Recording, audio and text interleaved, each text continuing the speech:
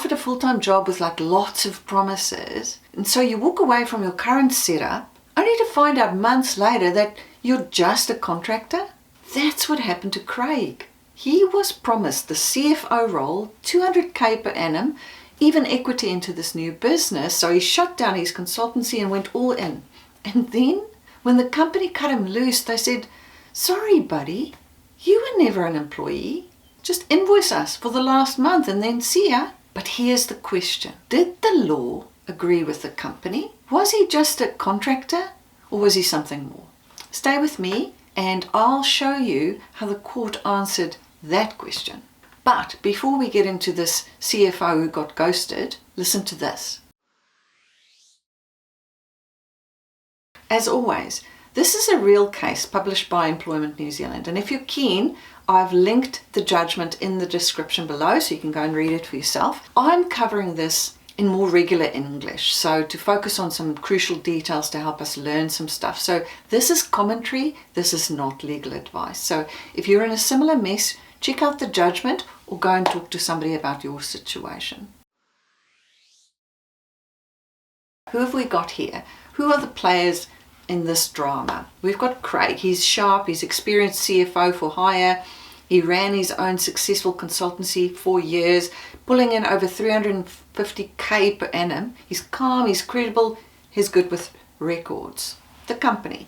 They're a health tech startup with big ambitions and not a lot of paperwork. They're fast growing, they're founder led, but like many startups, they're sort of allergic to admin process and systems. And they have their CEO Ron. He's a classic visionary energy, full of big plans, fast pivots, verbal promises that don't always make it to a piece of paper. And then, so Craig first came on as a contractor, Feb 21.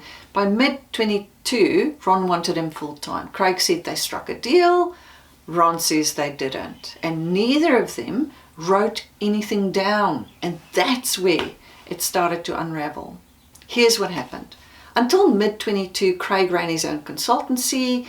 During that time, he contracted with this company for a couple of years, about 5 hours a week. It was clean, hourly rate arrangement, no fuss, no confusion. Then, early 22, things changed. There were some verbal offers made, a full-time CFO role, a fixed salary, and even some equity into this new startup. So based on this, Craig began winding down his business. From around May 22, he stopped taking external clients.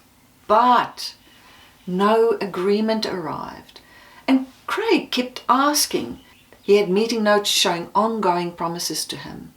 So from 1 June 22, Craig was all in. He worked full-time, not figuratively, literally.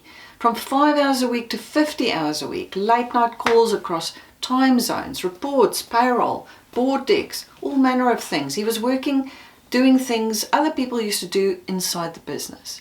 And he was reimbursed for gear, he took paid sick leave, he got paid for public holidays. He wasn't dabbling. This was his day job. There was no time for anything else. This guy was committed. And internally in the business, things shifted as well. So the staff spreadsheet reclassified him from contractor to employee. The company's assistant asked for his personal details so that she could put it on the employee records. The investor deck showed him as the CFO. He was in the mix, but no agreement, no shares, no emails confirming anything. And then, as the summer was rolling along, things started shifting. Things got a little weird. He was excluded from board meetings suddenly, and his access to stuff got limited. And then feedback started turning strange. He was very confused. Then came the final blow. Ron said, "Sorry, buddy, we found another option. We're replacing you." And just like that, he had to walk out the door. And he was just told, "Hey, send us your last invoice." That was March 2023. So what would you have done at this point? Would you have kept on pushing, or would you have walked away? Well, Craig, he did walk away, all the way to court though. So what did Craig argue with the judge? He said that from 1 June 22, he was an employee, not a contractor. And that meant that he should have the rights of an employee. Protection under the law, he should have a fair process available to him. He should have all the leave entitlements, protection from being dismissed and replaced on a whim. But the company said, no, you were always a contractor. We never signed anything new with you. You just invoiced us. Case closed. But the court didn't just look at that previous arrangement or the lack of a new agreement, right? The court looked at how things actually worked in real life on the ground. So here's what mattered. Number one, the original contractor agreement had lapsed in Feb 22. That agreement required that all changes be in writing, but nothing new was signed in writing. So the judge said that what happened after June wasn't a variation on that agreement. It was a whole new relationship. Secondly, Craig had documents. He had meeting notes. He had follow-up emails. He had drafted some terms. So he could show his repeated effort to try and formalize this role. And the judge believed Craig. His story was consistent. His paperwork was solid. And then thirdly, the judge asked, why would he give up so much just to stay a contractor? No one walks away from a 350k consultancy to take a lower paid role without expecting something in return. Employee rights and long-term benefits, right? Stability. And then the court applied the 3 classic tests for situations like this. The control test. Was the company directing his hours, his availability and his output? Yes. Full-time expectations, team meetings, deadlines. It looked like employment. Second test, integration test. Was he part of the business or was he just orbiting around it? Yes, he was embedded. Internal systems listed in the investor deck. He was marked as an employee on the staff records. He was the CFO in paper and in practice. And then third test, the fundamental test. Was Craig running his own business or was he working for someone else? By June, his consultancy was shut down. He had no clients. He had no personal risk there. He was not subcontracting anymore. So from then, he didn't control his income or his workload. That's employment, not entrepreneurship. He just ended his business rather than starting it, right? The judge summed it up like this. All 3 tests pointed in the same direction. And the outcome?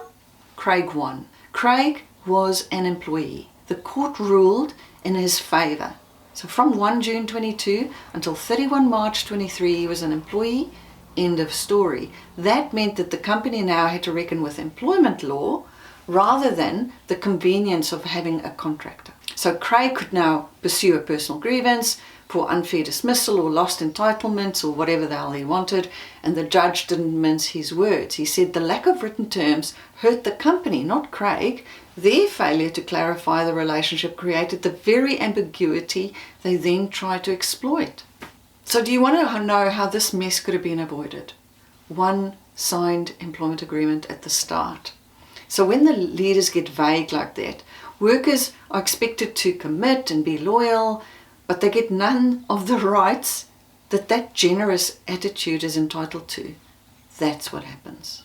Look, if you're in that weird grey zone right now, you're half in, you're half out, you're wondering what's going on, I can help you make sense of it before it gets crazy. Reach out, we can get you sorted.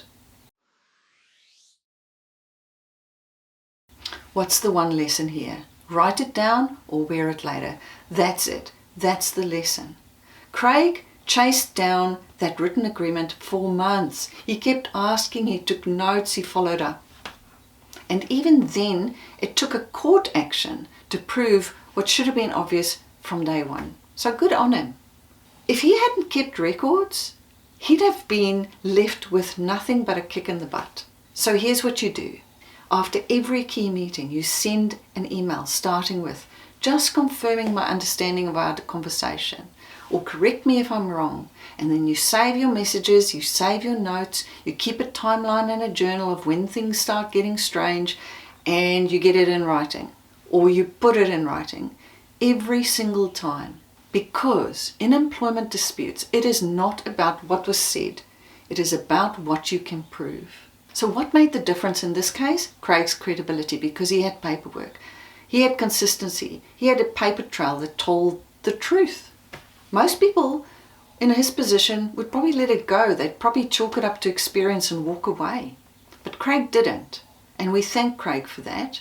Because of his persistence, there is now a legal case reminding us and every employer out there that labels don't matter if your behavior tells a different story.